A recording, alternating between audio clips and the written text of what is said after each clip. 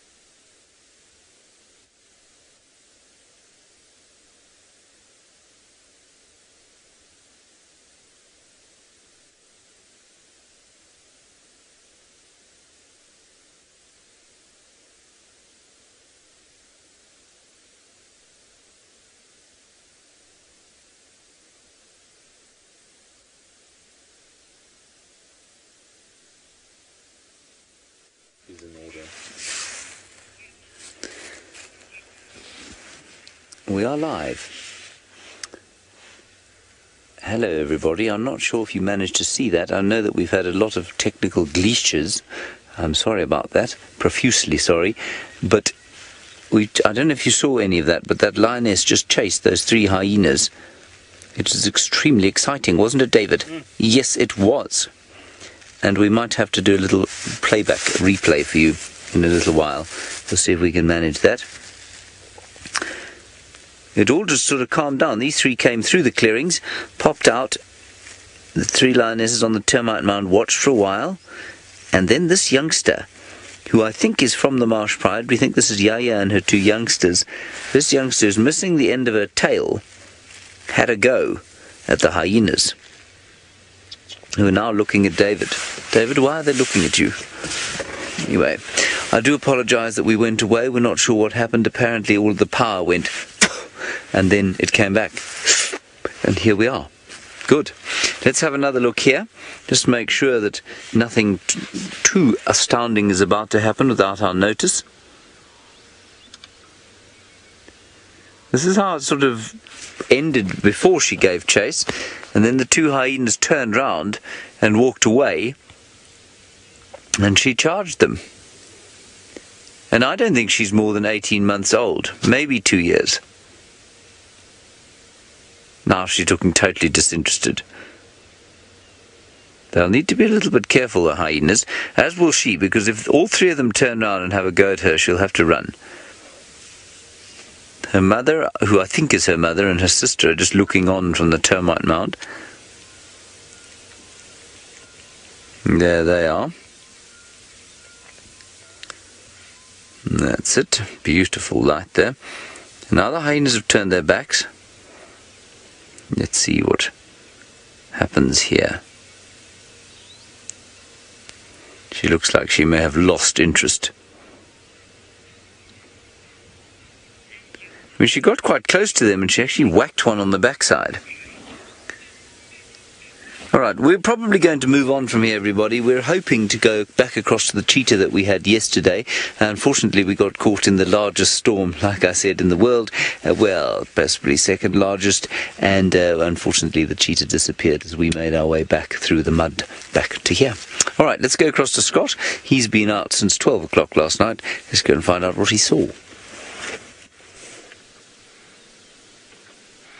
Well, certainly not as much action as with James this morning and that lioness and the hyena. That sounded great. It's a far more peaceful scene here. That's one of 7 lions that we have been following since about 3:30 a.m. And take a look at what a beautiful morning it is. The sun is shining after, like James says, what was an incredible storm last night. Thankfully, I was back at camp still. I missed all the rain. Poor old Taylor and James got the worst of it. But we have now got the most magical, crisp, clear day. Those people up in the balloons must be having a great, great time. And the best thing about this view is that you'll soon begin to see a ginormous amount of wildebeest. And there are some massive, massive herds that Manu is about to start arriving towards, and these lions are heading straight in their direction. Now take a look at this. All of those tiny black dots you can see are wildebeest. Absolutely epic. Hundreds and thousands of them filling this small basin, a quite large basin actually, and it's difficult to get a full idea of exactly how big these migratory herds are, unless, of course, you get a view like this, I guess. I mean, I'd hate to even hazard a guess as to how many are there. My name's Scott. It's great to have you on board, and I'm teamed up with Manu this morning.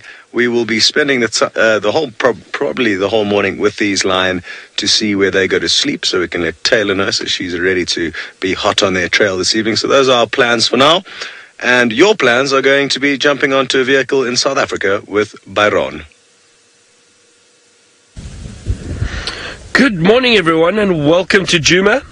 And thanks, Scott and James, apparently up in the Mara. And what a beautiful start to Spring Day. And happy Spring Day, everyone. My name is Byron, and on camera with me is Sebastian again this morning. Lovely start, beautiful sunrise, just disappearing behind some of those clouds at the moment, but I think a little bit later that sun will burn off those clouds. Now we've got another surprise for you, something just off to our right. One of my favorite animals. You might get a glimpse, a big bull elephant just standing, resting over there. I wonder if he's possibly sleeping. Now, elephants can rest and sleep while standing. Looks like he's chewing slowly, and I think he's just resting at the moment.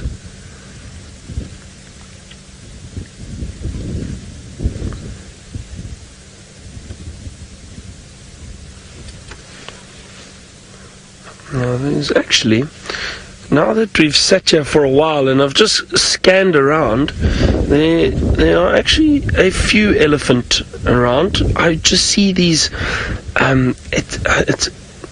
what's the best way to describe it? These shadows or ghosts moving through the thicket. Now, at the moment, the bush is very dry, very grey, so these elephants blend in very well. Have a look. I mean, just look at that male, and especially with them moving through in the distance, you just see these shapes kind of moving through the thickets. Hopefully we'll see some more elephant. Now, we heard lions calling this morning. I was quite excited. They sounded close to camp, and they were. There were 2 males, I think, that went and drank at Hyena Dam last night, about midnight, somewhere around there. They moved off. They were calling this morning. It sounded like they were on Djuma, but I just heard somebody found them north of our boundary, just on Biffel's Hook, unfortunately. But I wonder if there isn't another one around here somewhere. So I'm gonna keep a good eye out, and hopefully we'll get to see a lion later.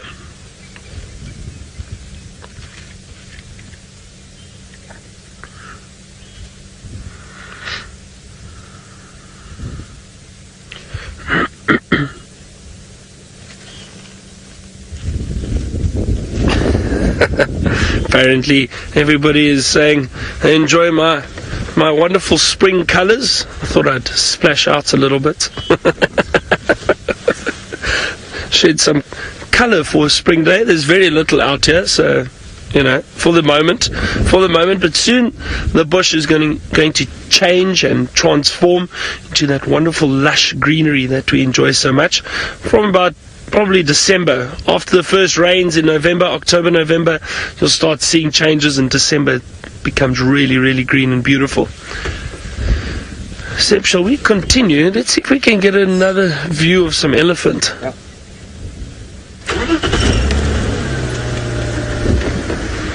Jim, you asked about the must, and if the elephants come into must in a specific season, or is it any time? Jim, it can be any time of the year. It can be any time of the year. The interesting thing is the big bull elephants, the older bull elephants, they will go into must, and that period of must may last a lot longer. The younger bulls will go into must for a season or for a short time, and then what happens is the older bulls actually, if they come across those younger bulls, they suppress the must in those younger bulls, and they basically force those younger bulls to move on, because it's competition at the end of the day. But the bigger, dominant, older bulls, they will be around, and then they will suppress the must in the younger bulls and push them out when they are trying to mate with females. I'm trying to see if I can't perhaps spot some more of those elephants. They've disappeared through the thicket for the moment.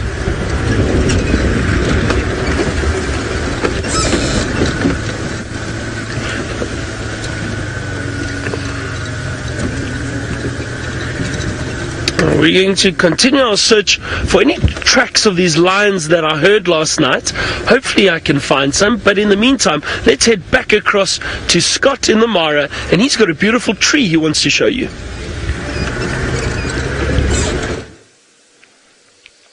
We certainly do. This is one of my favorite trees, and good luck to Byron. I'm confident he will be able to track something interesting down for all of you guys. Now, you can see some flowers dangling off a kind of a vine, you could say, and a large sausage-like fruit in your screen, and this is the sausage tree. Now, depending on where in Africa you are, the sausages tend to be different shapes. These are the longest, thinnest sausages I've ever seen on any sausage trees. In the Kruger Park, they are thicker and shorter, and other parts, they all kind of vary. Wonderful tree. It may have a leopard waiting in it, but what I would like to do is take you closer to have a look at these beautiful red flowers. It appears that they haven't exactly opened up yet, but they will be opening as the sun becomes hotter. There's a lot of flowers that close in the late afternoon, not even the night, but while the sun's still up, they close and then reopen the next day, and this is certainly one of them. They attract a huge amount of insects and bugs, so I'm sure already they're going to have a few visitors, and as the day becomes hotter, they will get more and more as they open. Now I want to get us around onto the sunny side. There's no leopard in there.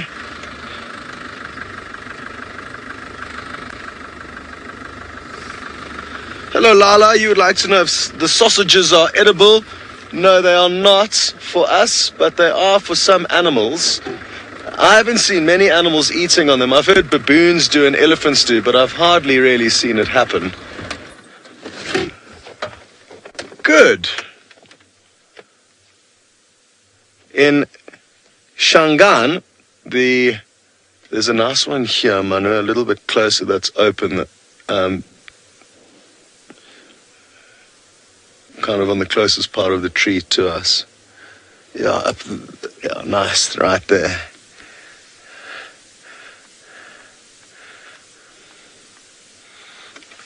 So as I was saying, in Shangaan, the local language where Byron is doing his business, this tree is called an umvovovo, and that's due from the noise of all the insects and bugs that are attracted to these flowers, because it has a resonating vroom, vroom, vroom, vroom from all the buzzing wings. I'm not actually sure what it's called in Kiswahili. There you can see a fly of sorts.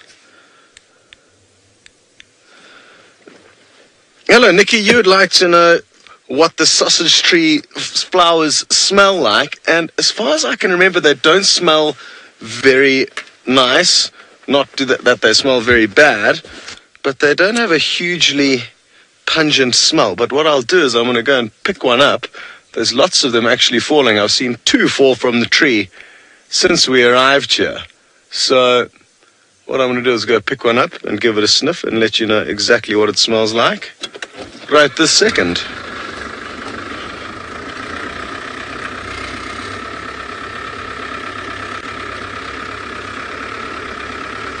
Let's try and pick a freshish one.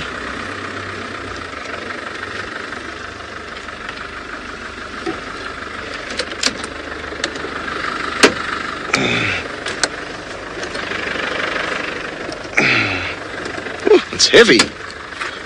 It's a heavy flower. Switch off.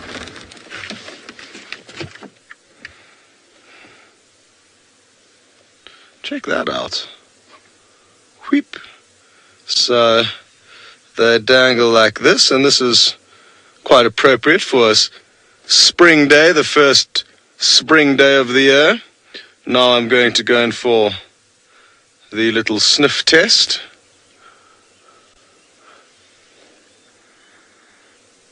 Ah, it kind of smells like a nectarine. A diet nectarine. Not too much, maybe just 20% nectarine volume. Mild nectarine-y. It could be the colors that it gives off that attracts the bugs, and I mean, this one has fallen down from the tree, so it is kind of past its sell-by date.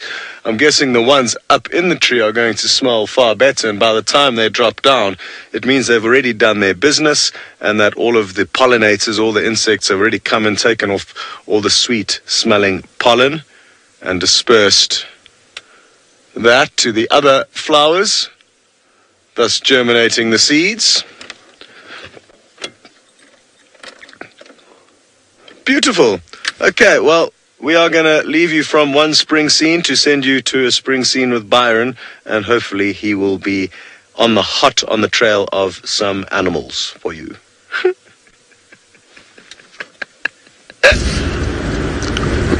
Now we are looking for, I've managed to find the tracks of some lions, but it looks like the tracks from last night are from last night. They are heading down towards the dam. However, there are tracks of a male and definitely tracks of a female, and it appears as if those tracks of the female come from that area that we had the den site in with those cubs. So that's very exciting, and that's good news in that I think possibly she's still keeping those cubs in that area. Again, I don't really want to go there and disturb that area too much if she's not there. If we find her and follow her back, that would be fantastic. But if she's not there, it's not great to just go and drive around. We might startle the cubs, and you know, we obviously don't want that. We need to be very sensitive with those young cubs. But I'm heading down towards Vuyatela Dam now. Just want to see if we don't find any sign of that female, because apparently there are males on Buffelshoek, north of us. So, wow, there's just such a wonderful sweet smell in the air. Now, I know Scott was chatting about the sausage tree and the flowers, but there's such a sweet smell in the air at the moment. But I think that is coming from a lot of the knob thorns. There's a lot of yellow flowers on them at the moment, and I do think that is the smell that we can smell. Very sweet, wonderful smell actually.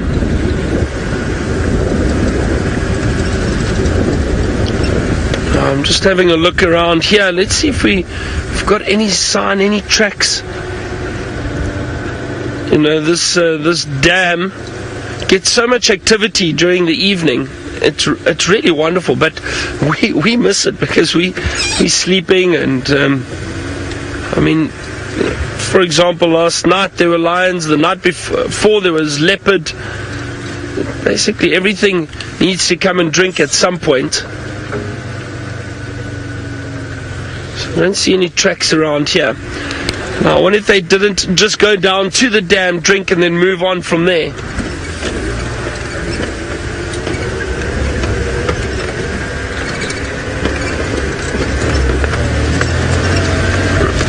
Also, I need to work on my bird list today.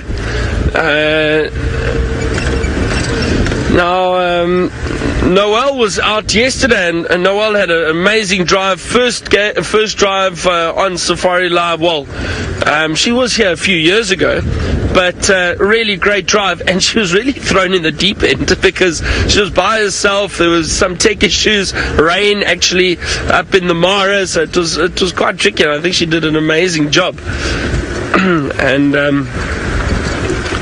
I know some of you enjoyed the American accent, but Noel has been guiding for many, many years in different areas. So it's nice to have, I always say it's wonderful getting different guides in from different areas who've been guiding in different areas, because we've all got different stories. So it's great to share those stories. And speaking of stories, I think we should go across to one of the best storytellers I know. Let's see how James is doing this morning.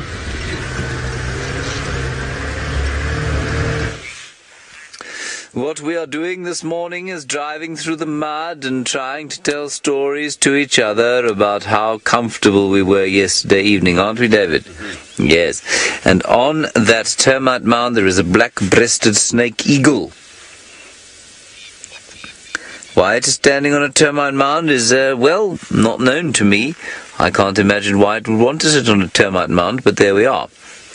Now, over the top of the black-breasted snake eagle, and a little to the right, there is a great conflagration, gathering of people, which indicates some kind of action, so we're going to head that way. There they all are. There are also some elephants, and then, just to the right of us, we've got two Grant's gazelles, lady Grants, and a meese, or hyena, heading sort of through the grasslands beyond them.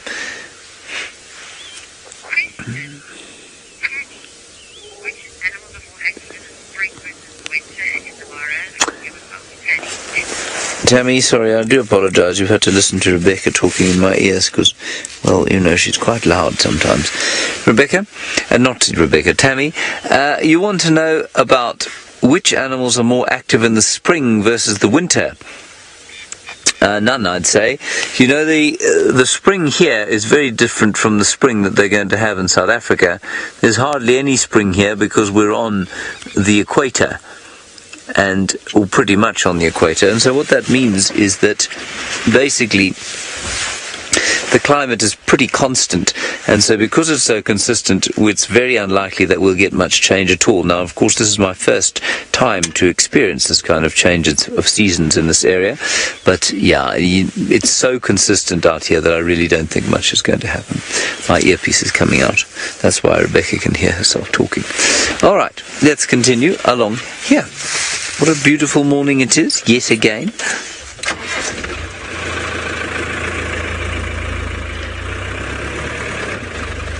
Now Scott, I believe, has managed to find a sausage tree. He smelt its flour, and now he is with the eponymous pride.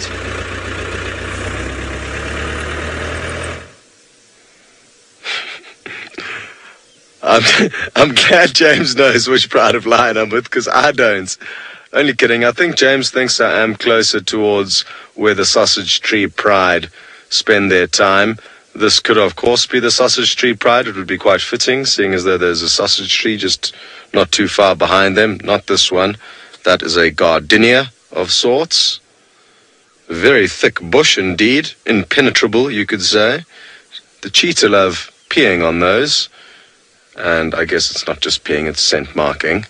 That we've been spending time with. And hopefully James will find some cheetah this morning.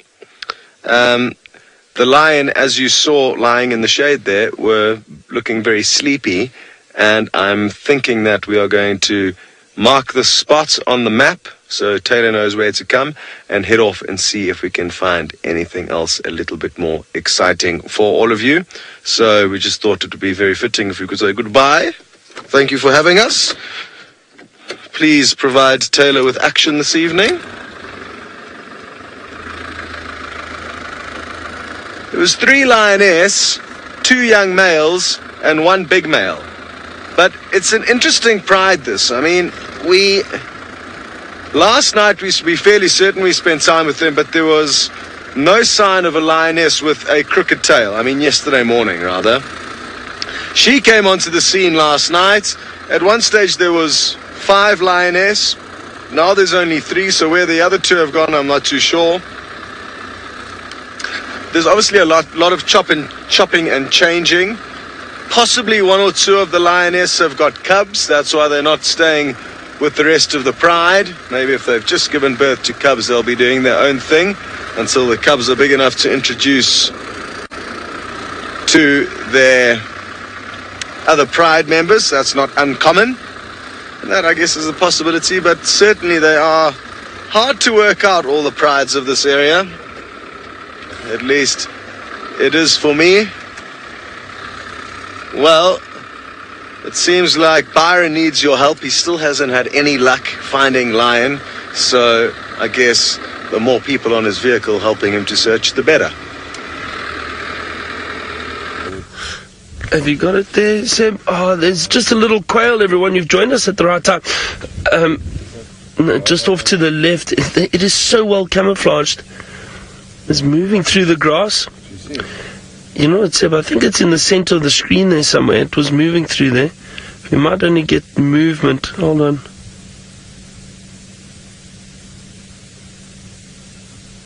No, I think it's just moved off. Now, these little quails are so difficult to get on camera. I was chatting about Noelle earlier. She saw some birds yesterday and heard some birds that I need for our bird list. For those of you who are wondering, I'm on 82. We're on 82 species that we've managed to see and get on camera. And for this time of year, I'm very happy with that. I think it's great. Winter, the bird life, it's still good in this area, but obviously summer it's a lot better. And you see an abundance of birds. Many different migrants that come back. So soon we'll start having summer migrants heading back towards southern Africa. And speaking of the migrants returning, the changing of the season, we were chatting, I know James was chatting about which animals are more active now going into spring and summer. Tanny, you were asking that. And I think, you know what, out here, the first thing that pops to mind is as the temperatures start to increase and we start getting a bit warmer conditions, the reptiles, a lot of the reptiles will be more active. They won't be hibernating, or aestivation is when they kind of also lower their metabolism and rest. So they'll start getting more active and moving around. The animals, though, will always be here. The mammals that we get in this area are always around. They don't change their behavior too much depending on the season. They're always going to be around. But the bird life then changes too for our summer, spring and summer. Now, unfortunately, I still haven't had any luck. What was that? What was that? Did you see that? It's a woodpecker. Was it a woodpecker? Oh, it's an owl, everyone. There it is. Sorry, there we go. A pearl-spotted owl. Hey, Sebastian. Nice. Pearl-spotted owl. We're on an owl roll. The last few weeks, it's been amazing. We've been spotting so many owls. It's great. I love the owls.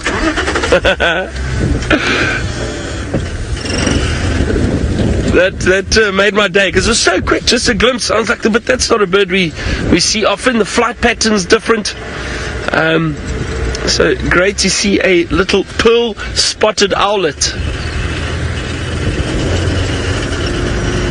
Well done, Seb. We've got it on, we've seen it and we've had it on camera already, but always nice to see them. Yeah. See these little owls still active and flying around.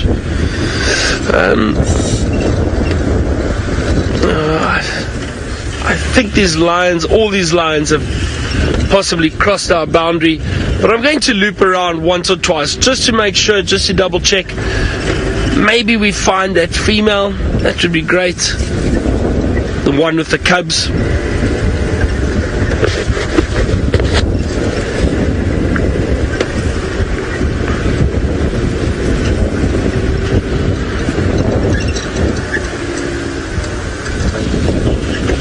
Alright, well, I'm going to keep checking this area very carefully.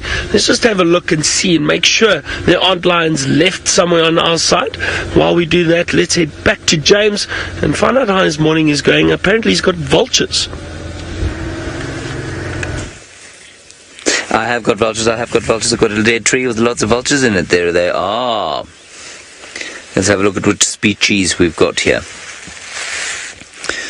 We have got white-backed. We've got Whoople's griffins. And that's about it, really. But isn't that a lovely picture? Very pleasant indeed. A totally still morning after what can only be described as foul night out here. Not so, David? Not too bad. Not too bad, says David. Well done, you stoic fellow. Anyway, and then we have some ostrich off to the left-hand side.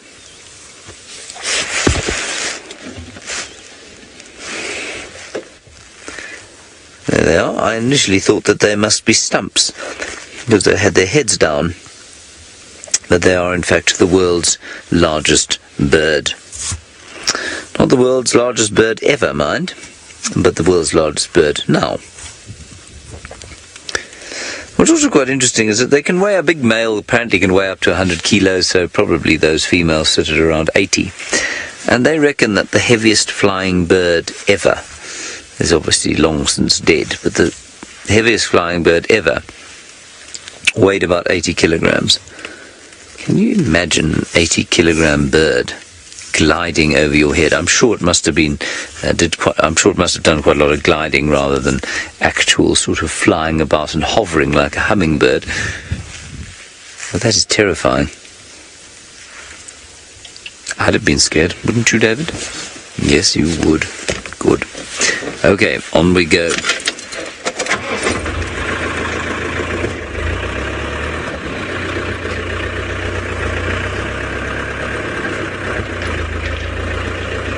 Sorry, I'm just struggling with my comms. James, you're wondering about the northern carmine bee-eater and whether we get it here, given we get the southern one down there. Well, the answer is I don't know, but I'm going to check for you while I drive, and I will be on the phone at the same time. Such skill or idiocy. Bombs, rested cinnamon, green,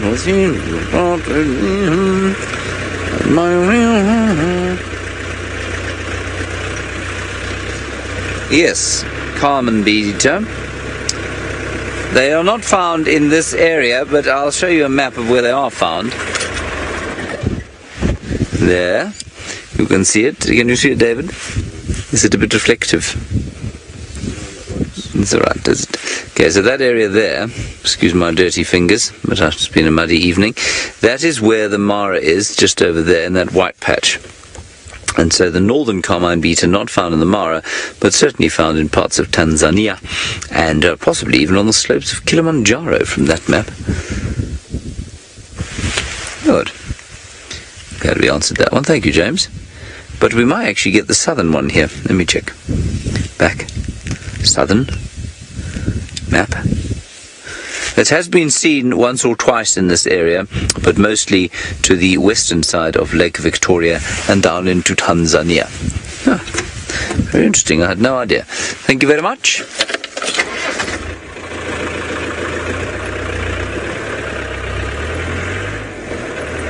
You only get one kind of ostrich here, and that's called the ostrich. Did you know that, David? You do now. Yes. Good. Now, every so often it gets a little bit terrifying here, because we think we're going to hit a bit of a wet patch. Maggie, you want to know if ostriches are monogamous? No, they are not monogamous as far as I know. As far as I know, they are polygamous. But again, I'm going to check that for you. Certainly the ones that I've seen here have been males, one male and a number of females. So I'm pretty sure that they are polygamous. I'm pretty sure I've read that they're polygamous as well. Amazing what you forget, you know. Let's pop round and get a better look at this female ostrich. And there are some baboons. David, you see them? There's a baboon going up the tree, and next to it, and underneath it, and towards it, and around it. That is the olive baboon. Very similar behaviour, sounds and everything else to the chakma baboon, but I think a much better looking baboon. We saw some yellow baboons the other day at Diani Beach, and they are a little bit more chakma-like the ones we get in South Africa. They are, unsurprisingly though, David, slightly tinged with yellow. That's right. Well done. They look slightly jaundiced, and they're not, I don't think, nearly as good looking as these olive chaps.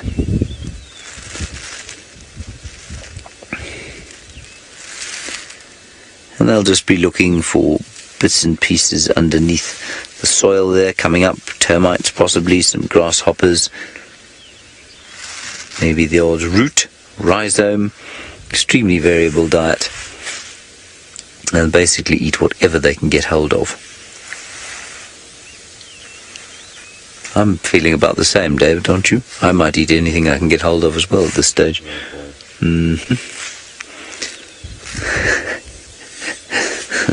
David's very much looking forward to quiche for breakfast, everybody.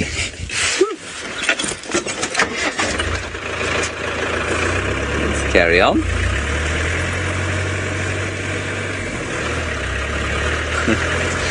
Alright, well, I dream about the quiche and dream about what's going to be in the quiche, and David doesn't.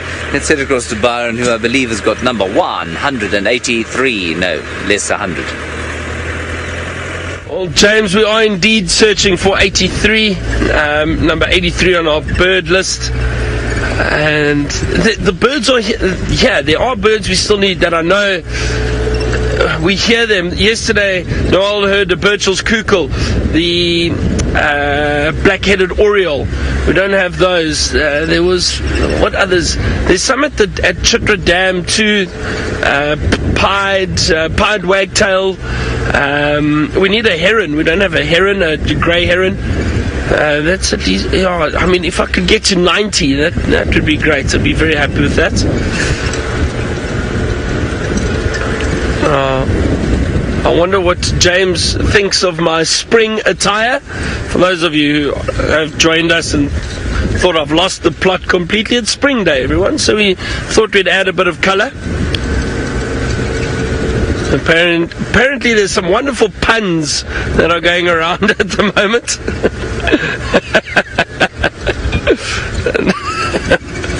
The ladies in the final control think it's quite funny. So well done, everyone, with your puns.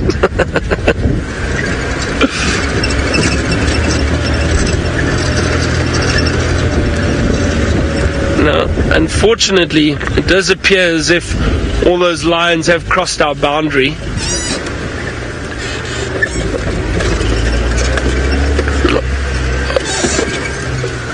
Alright, so apparently we're going to send James a picture. So they're going to take a picture, send it to James. I'm sure James would appreciate that. So apparently the girls in the final control have taken a picture. They're going to send it to James. See what he thinks. To see what he thinks of our spring day attire, or my spring day attire. I'm sure James would have some interesting comment. Seb isn't wearing one, unfortunately. No, Seb. Seb is boring.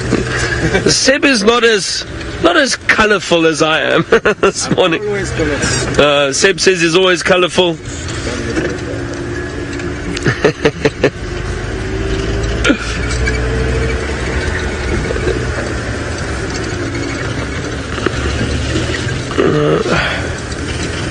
I'm hoping that we managed to find some predator this morning.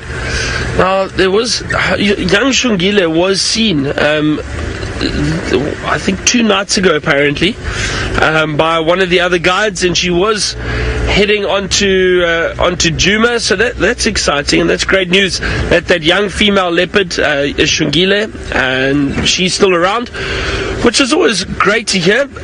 She's managed to still look after herself. She's doing well, and I think that is the female leopard they had drinking at the dam 2 nights ago. So not last night,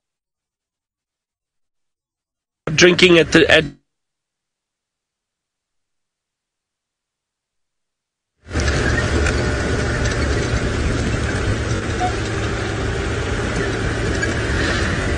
I'm driving slowly because I just want to scan these areas carefully. Want to check the termite mounds, possibly a leopard lying there, even a lioness. So hopefully we have some luck finding a predator this morning. It is cool. There might still be a lot of movement from them, but in the meantime, let's go across to Scott, who has got a different pride of lions in the Mara. Hello and welcome back. As Byron says, we've got lucky and found another pride of lion. There's this male, who's certainly not a brute, but he is maybe about 4 or 5 years of age. So I don't think the son of the 3 lionesses that are lying under a little bush over there. Now what's interesting is these 3 lionesses all seem quite wary of the vehicles, and I've been surprised at how many lion we have come across that are a little bit cautious. And the reason why they are cautious is because they simply haven't been exposed to many vehicles. Oh, we've got a bogey coming in at 8 o'clock there, Mona. I don't know if the pole's in the way. A little bit more. Oh, the pole's just in the way. Let me swivel the vehicle a tiny bit for you. And it should pop into screen. There we go. We've got a hyena coming in onto the scene now. Does it have a reddish face? Does it look like it's been snacking on a carcass? Or is it just me? It does seem to have a bit of a pinkish tinge. And the wind is blowing. It's walking straight into the wind. So it's possibly picked up the scent of these lion. Or maybe they've made a kill nearby to here. They don't look very full, the lioness. When they got up and moved from us, they certainly weren't full, but this male is. He's panting heavily, so maybe he stole the entire meal from them. It's not uncommon for that to happen. Well, if we're lucky, we may get to see some action here with the lion chasing the hyena. It doesn't happen often, even though you guys did get to see it with James this morning. And then interestingly, the hyena's turned on James's lioness, for those of you who have joined the safari more recently. I think the male lion has detected it. You can see his posture. Yeah, the male lion definitely knows the hyena's there. You can see the hyena. You can just make it out straight. Oh no, not anymore. Yeah, there it is. Just straight in front of where this male lion is lying down now.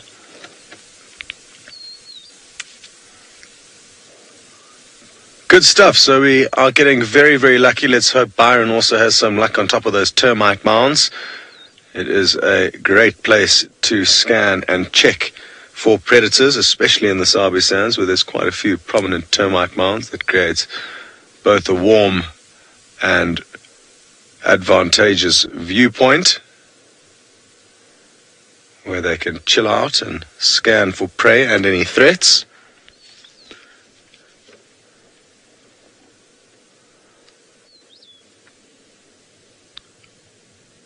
Now, what I want to show you guys, I don't want to disturb these lioness, but what I do want to show you is their reaction. When I mean that they're not used to the vehicles, I'll just start up. So there they are there. And it's something you don't see very often, so it's something that I thought would be quite nice to share with you. I'll just drive very slowly. hasn't really got the desired effect, but I mean, you can see, if you zoom in quickly, she is staring straight through us. You can see she's not entirely convinced by our presence. So I'm just going to reverse a little bit, just so that she relaxes. The male's completely oblivious to us, so he's maybe scooped up these ladies who may have come out from.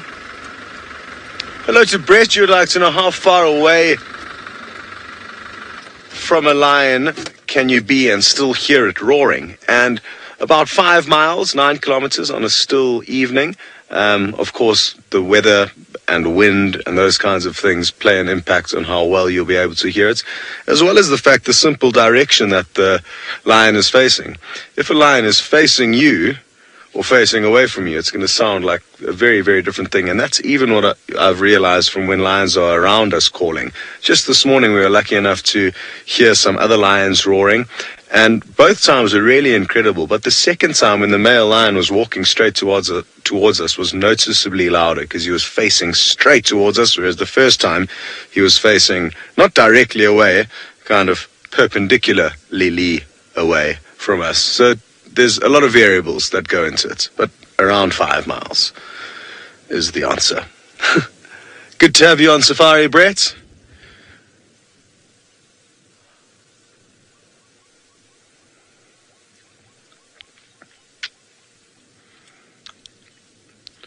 Okay, well, like I said, there's some good prospects now. We've got 2 different groups of lions, both in good areas close to the migration, so looking good for this afternoon already. And, let's just see what this male does. It looks like he can hardly move. I think he's eaten himself into a bit of a coma. I'm surprised he can even be vertical. That in itself, that movement seemed like it was quite an effort for him. Oh, shame, we've got an itchy elbow and a very full belly, which makes it difficult to get to your elbow. It's not too bad. Not bad at all, actually, so I don't know why I was thinking that. He just obviously was sitting in a funny position and he was breathing quite deeply.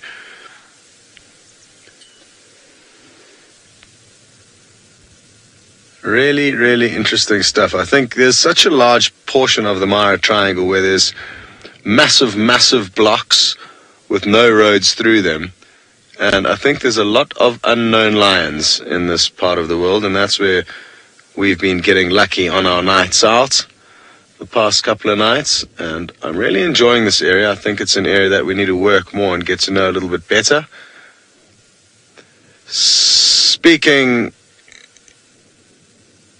of which, not speaking of which really, but we are going to be sending you across to a hyena den with Byron.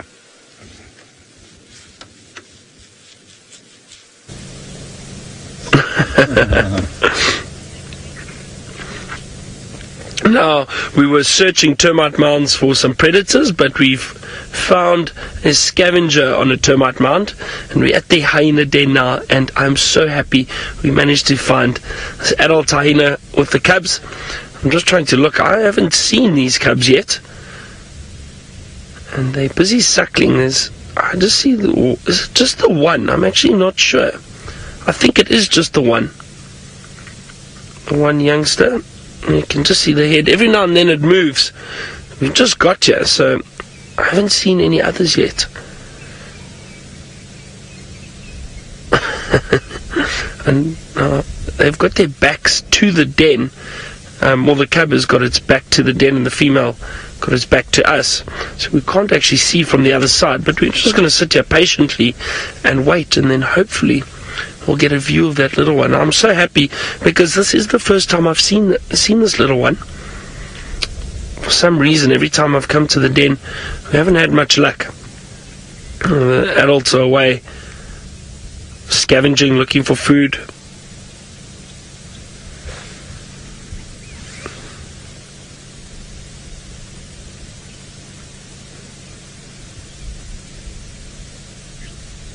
Very peaceful here at the moment around the den. It's a cool morning. It's still overcast. There's still cloud cover around.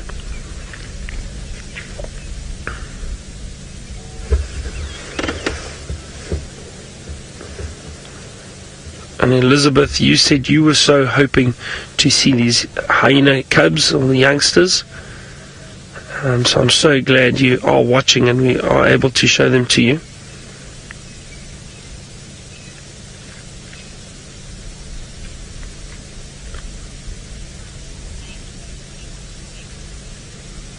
No, very cute from what we can see. Now that little one is still very young. I just saw it's still quite dark, and that's a sign that it is young. You look at that, it's basically black. You see the body moving at the back there? That is a young cub. Oh, great, Seb, well done. Trying to suckle. So that is a sign that it is very young. I'd like to get a proper look at the whole body. Maybe we can gauge exactly how old they are, but I would guess a month old, possibly 3 weeks to a month old. Just from what I can see now, but like I said, I'm not sure.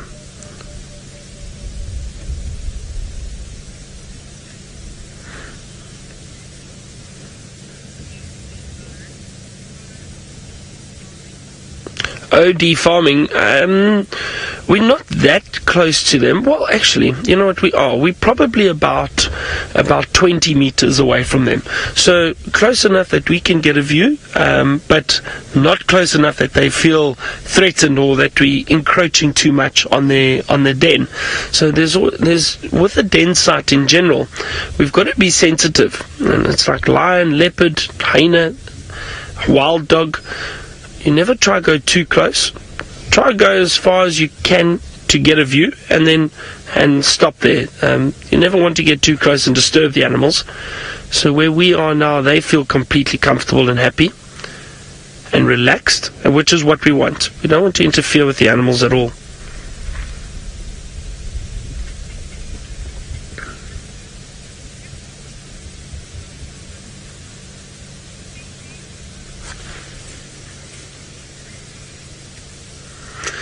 Now, Elizabeth, you were asking about the female hyenas and their suckling. So, Elizabeth, with hyena, it's a matriarchal society. The females are more dominant, but it is run by a queen.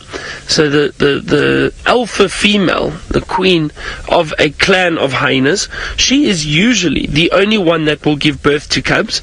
So she is the only one that will suckle them. At times that she may allow other females to give birth, perhaps a beta female within the clan to also give birth to cubs, and those cubs will probably stay within the den. I've seen a number of cubs at various ages from different females in the same den. I'm not so sure about the allo suckling, the suckling shared amongst the females. I think it does happen, but I stand to correction. I'll try to find out for you. But in that situation where there are a number of cubs around, I'm just trying to think from what I've seen in the past. There's usually a slight age difference, and then I think only the mother will suckle her cubs, but I'm not sure. I don't know if there's been any research on it, if somebody has witnessed females suckling other females' cubs. She's lying at a very awkward angle. This is almost upside down.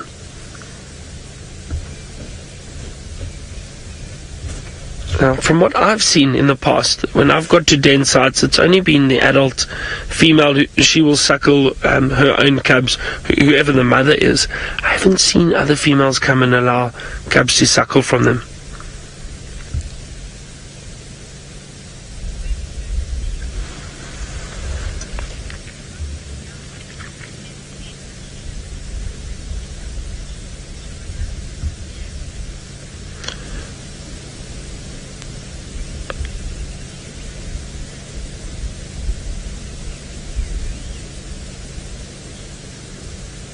Hold on a second, everyone. Sorry, I'm just listening to an update.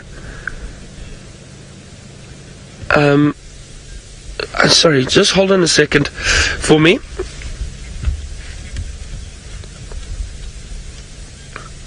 iPhone Texan, go ahead for Byron.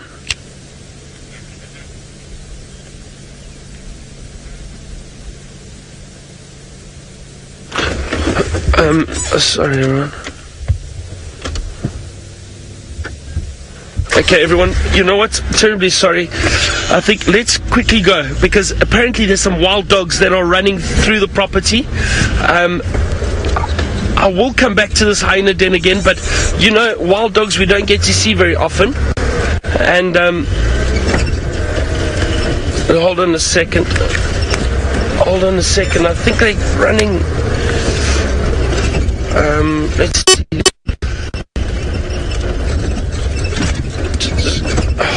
These cards. Come on! Tax for Byron.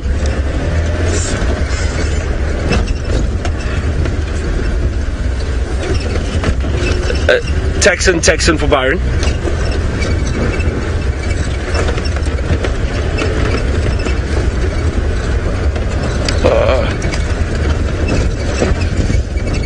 Andrew, good morning. I copied that update now from Tax, and I'm basically Gallagher's shortcut about to get onto tele access. I'll have a look here now.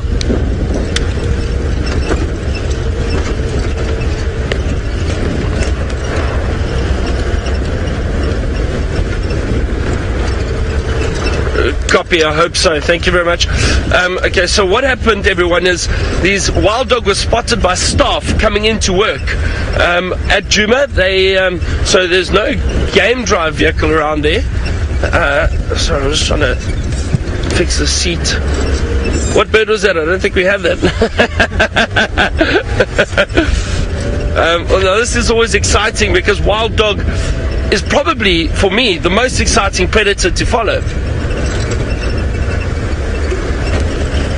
I think they're on quarantine. I'm sorry, I'm rushing everyone because I can hear the Impala alarm calling. Now, I don't like racing through the bush like this, but with wild dogs, if you don't, you're not going to see them. As I said, they are the most exciting predators to follow. They're always running around, and especially this time of the morning. Keep looking on quarantine here, Sept. Let's have a look.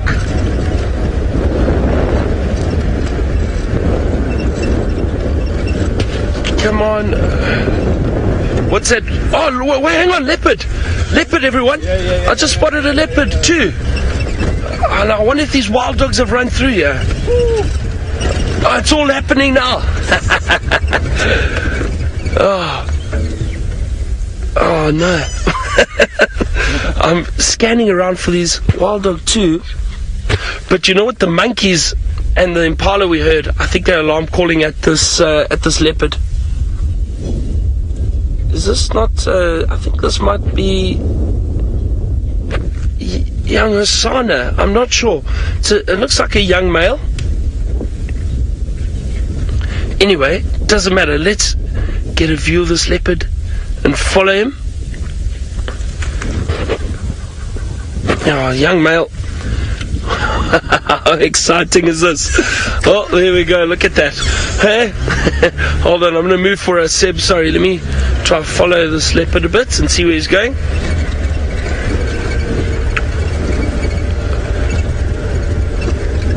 I don't know where these wild dog have gone to. They could pop up at any stage, so I'm going to keep scanning. The station's just an update. Just located a young male leopard. Is now approaching via tele access entrance to the Djuma research camp.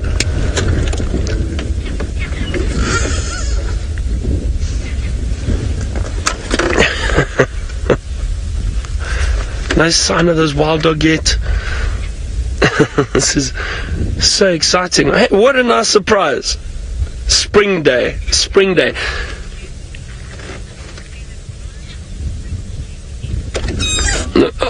Jeffrey is we're springing into action. Thanks, Jeffrey. Now, have a look, everyone. Our tent is just through the back there. There's James's tent, which he has abandoned while he's been in the Mara. But look how close that leopard is moving to it. The tent obviously is still standing. Now let's see if we can stick with this male. He's probably going to head down towards the drainage line and maybe towards Gallagher waterhole. But let's stay with him for now. Otherwise, he might just disappear very quickly. Seb, I'm just trying to think. Hold on. I think there's a little gap through here. Give me a second, everyone. Just try and keep an eye on him. Apparently, most of you agree with me and say it is young Hosana. I do think so. It does appear to be that young male leopard Hosana. Let's see if I can get around here quickly. There's a gap.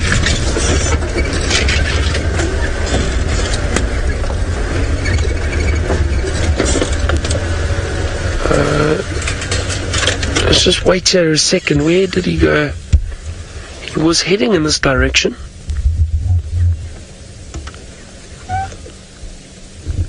Now, again, with this grass and the camouflage, the leopards can disappear very quickly. There he comes. I've got him over there. There he goes. He is heading straight towards us. So let's just sit here patiently and wait for him.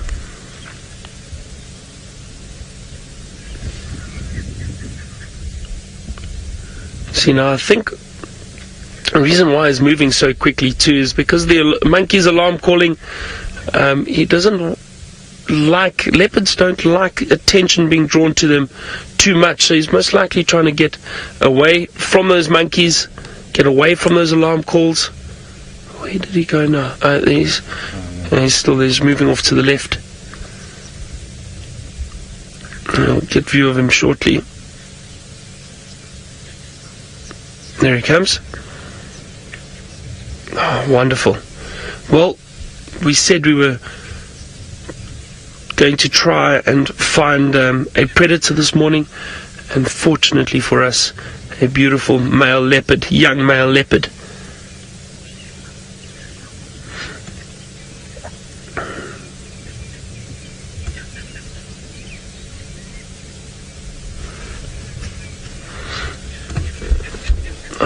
Look at that. Oh, what a wonderful pose.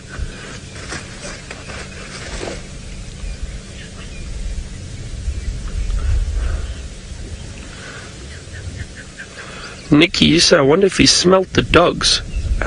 No, I'm not sure, Nikki. Possibly. He may have even heard them. Look at that little yawn he just gave us. He's right here next to us. Oh, this is a great spring day surprise. So Nikki, you know what, I don't know if he smelled the dogs. The dogs have got such a pungent smell, I wouldn't be surprised. But I also don't hang on. I think he just ran through there quickly just to get through that drainage line. Not sure if you heard something. He just moved quite quickly through there. Seb, sorry, I'm just going to move in case, because we're going to lose him if we don't carry on following around that side.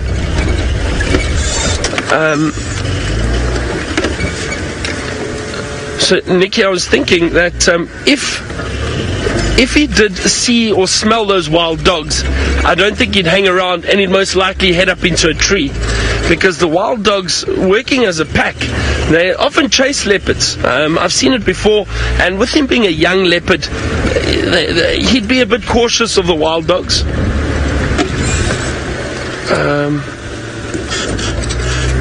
Let's see if we go through here quickly. Let's watch out, Seb.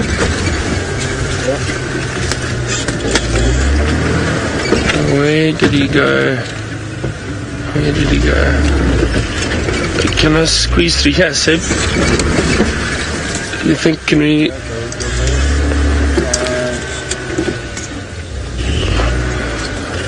Alright, so I'm going to... I've still got him here. I think stick with us for now, if that's alright, Meg. He's right in front of us. Here he is. There he is. And we'll see what he gets up to. I wonder if he's potentially on the hunt.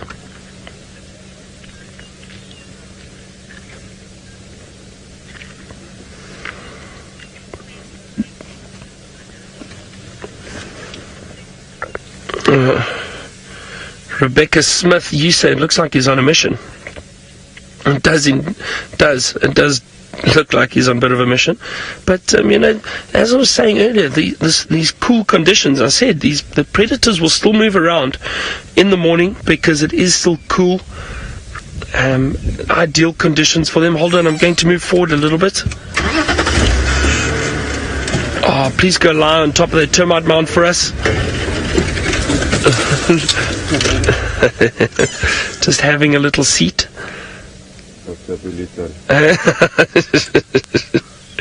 Hey Seb, you see, I've done this once or twice before. Lovely view of him. And he's possibly having a look around, scanning, trying to see if there's anything to potentially hunt. We know he has hunted in the past for himself. He's done quite well. He's actually becoming a successful young male leopard.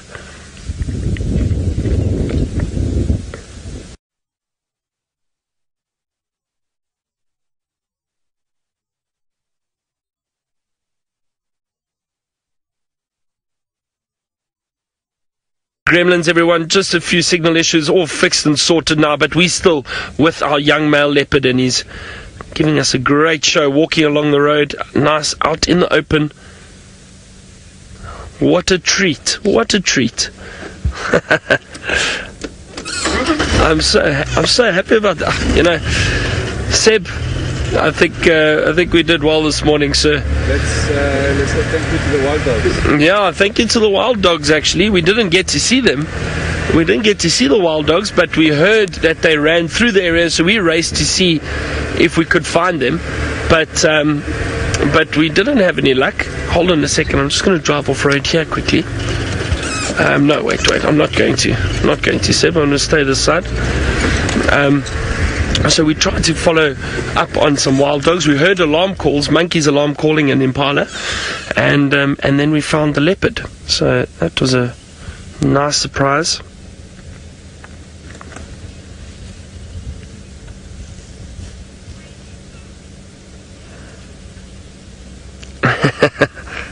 Perhaps it was the beautiful, colourful lei that I was wearing for Spring Day. Maybe that brought some luck. It's actually Taylor's lei, everyone. So Taylor didn't take it with her up to the Mara.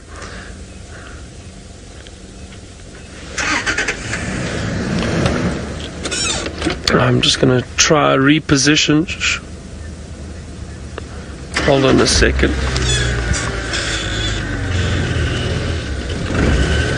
Just hold on. Sorry, there's some vehicles here that are trying to pass us. People actually leaving, unfortunately for them. Can we still see him through there, Seb? Just going to wait for these other vehicles to pass us. He's just moving through off to the right, about 2 o'clock, through the trees. Might get a view. And there's an elephant in the distance I can see moving too. Yeah, there goes the elephant moving through. Tammy,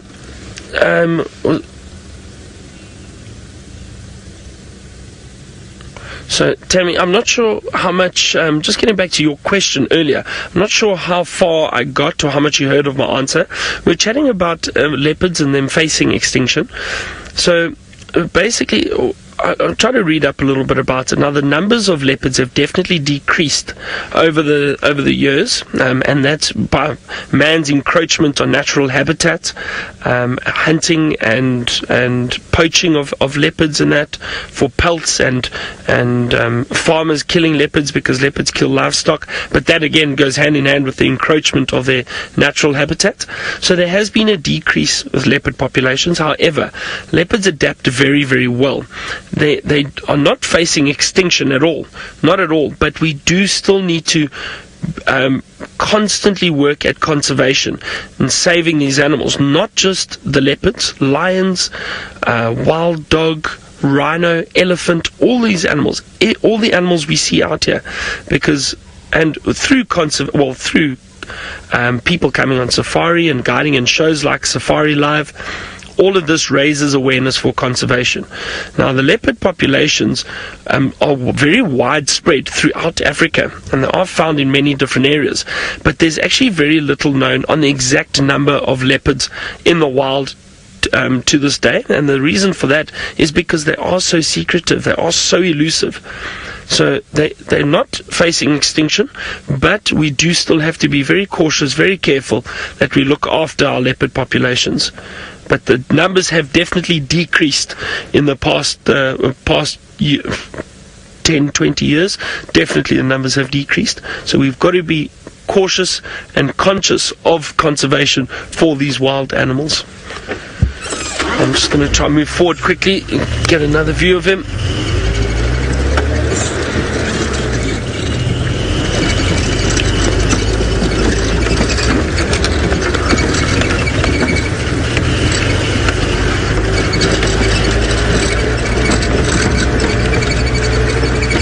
Just see him straight through there, Seb. See if we can get a nice view of him. There we go. That's a nice view through there. Mishman, you were asking if there's any updates on the wild dogs. So they crossed through Djuma already. So what happened was they ran through along the main access road to camp, and then they turned and they cut north and they ran onto Buffelshoek. So they were found about 10 minutes ago by a guide just driving around on Buffelshoek. He bumped into them on that side, so north of us. So it's amazing. Again, the wild dogs change direction all the time. They could very possibly turn and come back south at some point, so we'll keep a lookout. But it's, wild dog, as I was saying earlier, when they're moving around, they cover huge distances very quickly. They're very exciting predators, and they're not always easy to find. It's the luck of the draw, really, bumping into them. Almost like almost like bumping into this leopard.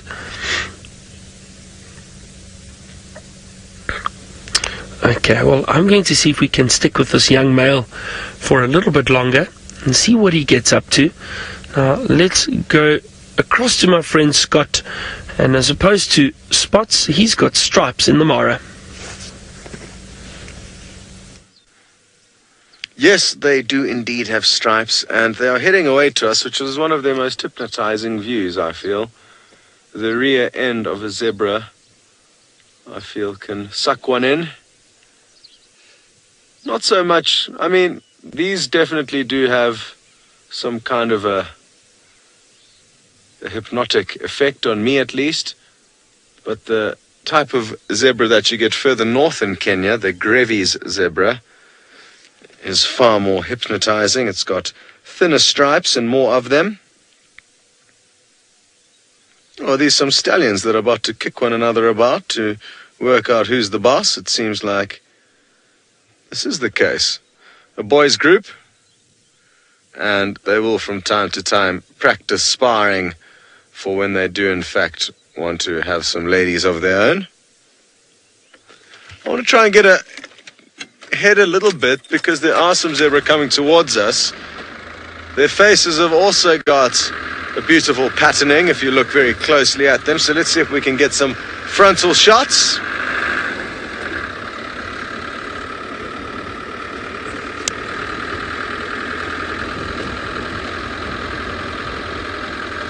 Yes, this is going to work well. It's quite interesting. If you look on either side of the road here, you can see how it's kind of been churned up. This is where hundreds and hundreds of wildebeest were crossing the road last night after it rained. So you can see it's just like a muddy slush.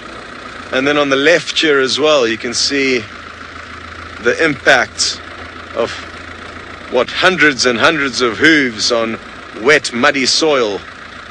What happens? We were snooping about here late last night, in and amongst those herds. It's incredible. I think I just missed all the zebras' faces, but there are a few more here. Well, maybe this one will stop and turn and look at us.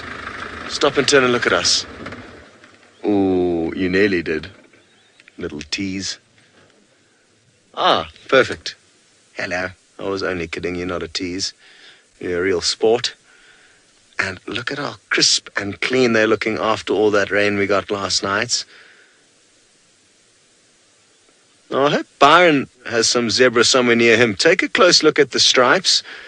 Black and white with nothing in between. The plain zebra or Burchell zebra that you get down in South Africa have got a bit of a rusty shadow mark on the white stripe. So they, I don't think, are as impressive as these Kenyan cousins of theirs.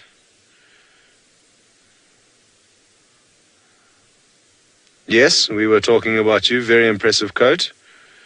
I wish I could swivel my ears around like a lot of these animals can. Look at them. One forward, one back, or sometimes two back, two forward. Awesome. Okay.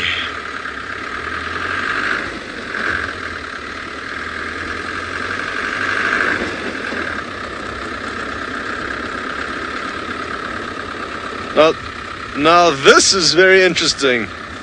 We have got a fairly new employee from America called Jared. He's part of our tech team. We're very happy to have him here. He's already had a wonderful, wonderful impact on our tech team and brought some new skills to it. Oh. And he said he saw a zebra the other day that had one of the, where the black stripe was supposed to be, it was kind of spotted. And I was wondering if I have an explanation for that. I don't, so I'm just jealous that you got to see a zebra with spots and not stripes. Sometimes lower down, though, on the body, you can find kind of spots, but it doesn't. I hope you got a photo, Jared, because that'll be really interesting to see. But no, I'm not sure why no photo. But really interesting. Who knows? Maybe, I mean, it's somewhere in the Mara, so that we do know. So maybe we'll bump into it and see it again. That's quite interesting. Another interesting thing is that there is a leucistic zebra, which is basically a white zebra. It's not pure white, but the black stripes are very faint, kind of almost brownish in color. There is one of those moving around on the opposite side of the river, kind of roughly where James is this morning. He's on the opposite side of the river to us. So I guess you do get some genetic abnormalities from time to time. But I've never heard of a zebra with spots, so you've done well to work that one out.